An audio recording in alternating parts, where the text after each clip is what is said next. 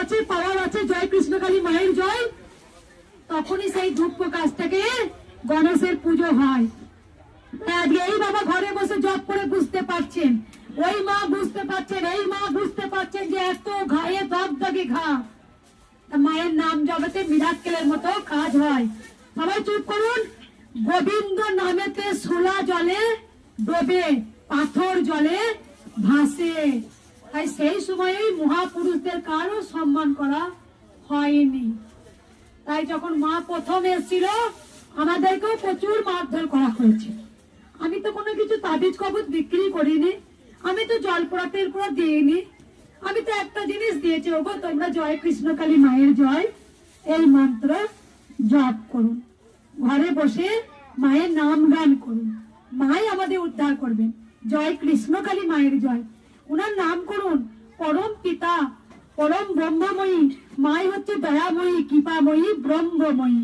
মাই হচ্ছে সব, মা যে দয়াময়ী, মা যে করুণাময়ী। তাই মায়ের চোখে পর্দা নেই, সবার চোখে পর্দা থাকলেও মা তার সমস্ত কাজ থেকে আসল সন্তানটাকে ঠিক কোলে তুলে নেই।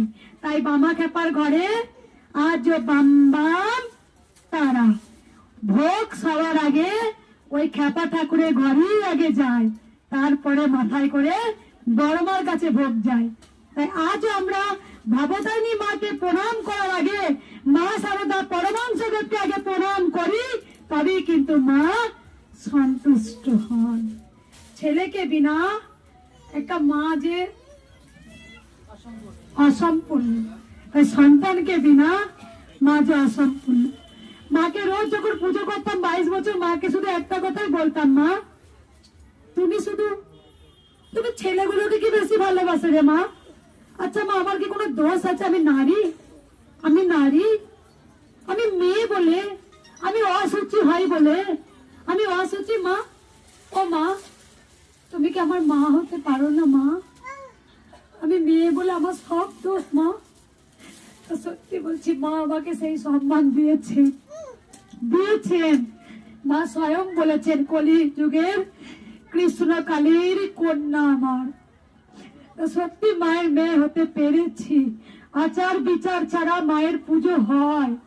যখন মাকে বলতাম মা আমি অসুচি, মা বলতেন অসুচি বলে কোনো জিনিস হয় না, যার মন সর্বত্র সূচি সে সর্বত্র সূচি।